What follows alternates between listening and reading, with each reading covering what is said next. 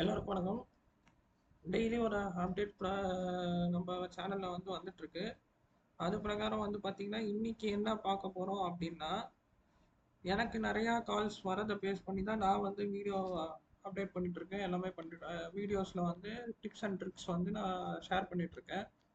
எனக்கு இப்போ நிறையா இது கால்ஸ் வரது பார்த்தீங்கன்னா ரெண்ட் பற்றி வருது. சார், ஆர்சிஎம் ஆன் ரெண்ட்டுன்னு சொல்கிறாங்களே, டேக்ஸ் கட்டணும்னு சொல்கிறாங்களே, அது ஏன் கட்டணும்? நான் அதனால் பார்த்தீங்கன்னா என்னோட ஓனருக்கு அடிஷ்னல் பெனிஃபிட் ஏதாவது போயிடுமா அப்படின்ற மாதிரி இப்போ நிறையா கால்ஸ் வர ஆரம்பிச்சிச்சு. ஸோ இப்போ ரீசெண்டாக என்னோட கிளைண்ட் பார்த்தீங்கன்னா என்ன கேட்குறாங்க அப்படின்னா, சார் என்னோட ஓனர் நான் ரெண்ட் பே பண்ணுறேன், அதில் நான் ஜிஎஸ்டி பே பண்ணிட்டேன்னா அவருக்கு நான் ஏதாவது அடிஷ்னல் பெனிஃபிட் ஏதாவது கொடுக்குற மாதிரி ஆகிடுமா, ஏதாவது கொடுக்குற மாதிரி இருக்குமா அப்படின்ற மாதிரி என்கிட்ட கால் பண்ணி கேட்டார்.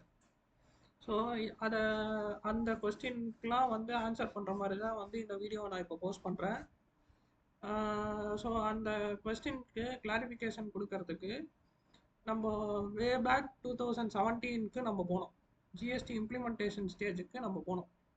ஜிஎஸ்டி இம்ப்ளிமெண்டேஷன் ஸ்டேஜில் 9 சப்செக்ஷன் 4 அப்படின்ற செக்ஷன் நம்ம இப்போ பார்க்க போகிறோம். 9 சப்செக்ஷன் 4 வெரி இன்செப்ஷனல் ஸ்டேஜில் என்ன சொல்லிட்டாங்க அப்படின்னா, any purchase from unregistered person shall be liable to reverse charge அப்படின்னு சொல்லி ஒரு ஸ்டார்டிங் ஸ்டேஜில் கொண்டு வந்தாங்க. ஸோ கவர்மெண்ட் என்ன பிளான் பண்ணாங்க அப்படின்னா, அன்ரெஜிஸ்டர்ட் பர்சனே இருக்கக்கூடாது, any business entity should be under the control of GST கண்ட்ரோலில் இருக்கணும் அப்படின்ற இன்செப்ஷனல் ஸ்டேஜில் ஒரு பிளான் பண்ணாங்க. பட் அது ரெஜிஸ்ட்ரேஷனில் ஏற்பட்ட பிரச்சனைகள், சப்சிக்வெண்ட்டாக ரிட்டர்ன் ஃபைல் பண்ணுறதுக்கு அந்த போர்ட்டல் சப்போர்ட்டு, ஸோ இதெல்லாம் கன்சிடர் பண்ணி தான் பார்த்தீங்கன்னா அந்த செக்ஷனை அமெண்ட்மெண்ட் பண்ணாங்க. அந்த செக்ஷனை என்ன அமெண்ட்மெண்ட் பண்ணாங்க அப்படின்னா, ஸ்பெசிஃபைடு கூட்ஸ் ஆர் சர்வீசஸ் அப்படின்னு சொல்லி அமெண்ட்மெண்ட் பண்ணாங்க. ஸ்பெசிஃபைடு கூட்ஸ் ஆஃப் சர்வீசஸ்னால் இது வரைக்கும் கூட்ஸ்க்கு எந்த ஒரு கூட்ஸ்க்கும் பார்த்தீங்கன்னா ஆர்சிஎம் சிமெண்ட்டை தவிர வேறு எந்த கூட்ஸ்க்கும் பார்த்தீங்கன்னா நம்ம என்ன ஆர்சிஎம் கொண்டு வரல. சிமெண்ட் இஃப் சப்போஸ் நீங்கள் அன்ரெஜிஸ்டர்ட் பர்சன் கிட்ட இருந்து ஒரு பில்டர் சிமெண்ட் வாங்குறாரு அப்படின்னா, அந்த சிமெண்ட்டுக்கு he has to liable to pay GST on reverse charge basis under section 9 subsection 4. So சர்வீஸை பொறுத்த வரைக்கும் some category of services has been listed out.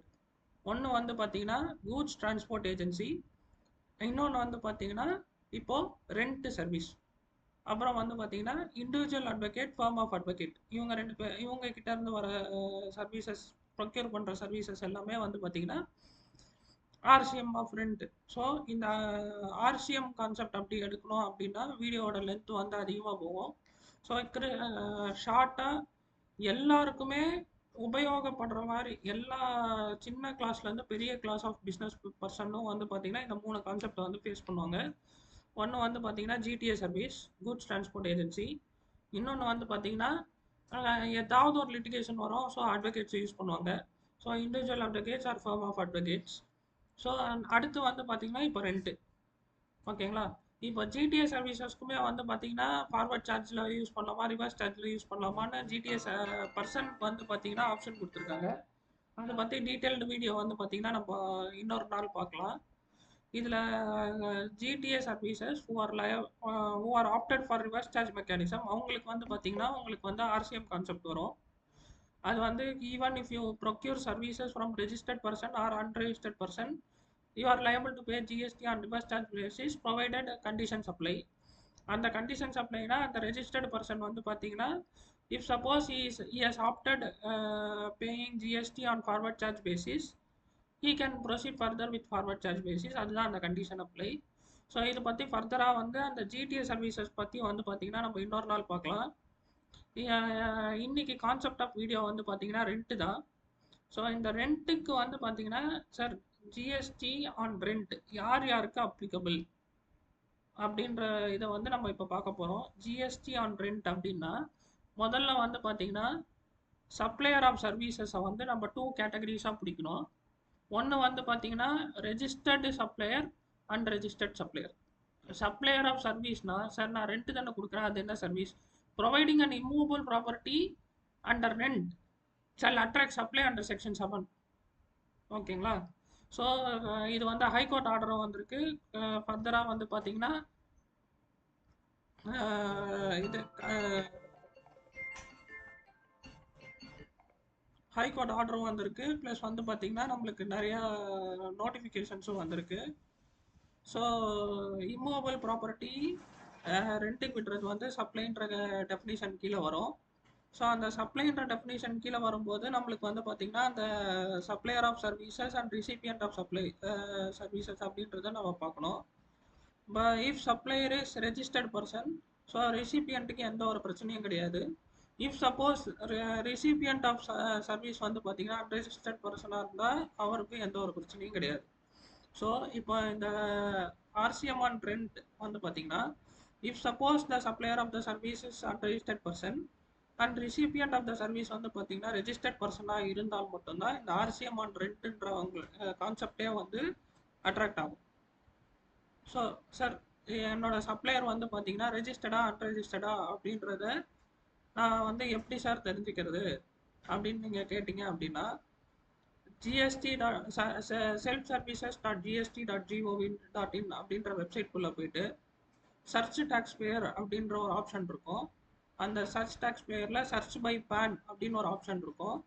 அந்த ஆப்ஷனில் போயிட்டு நீங்கள் உங்களோட லேண்ட்லார்டோட பேனை போட்டிங்கன்னா அதில் அவருக்கு ஜிஎஸ்டி நம்பர் காட்டிருச்சு அப்படின்னா he is the registered tax payer. அவருக்கு வந்து ஜிஎஸ்டி நம்பர் காட்டலை அப்படின்னா he is the unregistered landlord. So இதில் வந்து ரெஜிஸ்டர்ட் லேண்ட்லார்ட் அவர் ரிட்டர்ன் ஃபைல் பண்ணுறாரு, ஃபைல் பண்ணலை, டேக்ஸ் பே பண்ணுறாரு, பே பண்ணலை, that is the different story. ஏன்னா நம்மளுக்கு செக்ஷனில் சொல்லியிருக்கிறது வந்து பார்த்தீங்கன்னா அன்ரெஜிஸ்டர்ட் பர்சனுக்கு பே பண்ணுறது தான் வந்து பார்த்தீங்கன்னா நம்மளுக்கு ஆர்சிஎம் அப்ளிகபிலிட்டி அப்படின்னு வரும். ரெஜிஸ்டர்ட் பர்சனுக்கு பே பண்ணுறது வந்து பார்த்தீங்கன்னா ஆர்சிஎம் அப்ளிகபிலிட்டி வராது. ஸோ இப்போது நம்ம வந்து நம்ம அன்ரெஜிஸ்டர்ட் சப்ளையர் ஆஃப் சர்வீசஸ் வந்து ரெண்ட் கொடுக்குறவர் வந்து பார்த்தீங்கன்னா ஓனர் வந்து பார்த்தீங்கன்னா அன்ரெஜிஸ்டர்ட் பர்சனாக இருக்கார், நம்ம வந்து ரெஜிஸ்டர்ட் பர்சன். ஸோ இந்த கேட்டகரிக்கு மட்டும்தான் ரெண்ட் வந்து அப்ளிகபிள் ஆகும்.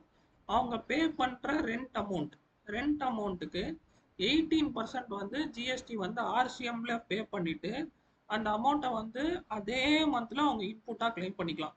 இதுதான் இதில் வந்து பார்த்தீங்கன்னா எந்த ஒரு பெரிய காம்ப்ளிகேஷன்ஸும் கிடையாது, எதுவுமே கிடையாது. In order to avoid the revenue leakages, the government has taken this initiative step. So, unregistered landlord, registered recipient of service. So, இவங்களுக்கு வந்து பார்த்தீங்கன்னா இந்த RCM on rent is applicable. எவ்வளோனா 18% of such rent amount shall be deposited as tax under the head reverse tax mechanism and the same shall be claimed as input in the same month. So இதுதான் விஷயம், வேறு எதுவும் வந்து பெரிய இது கிடையாது. So with this I am trying to wind up for the video. Thank you.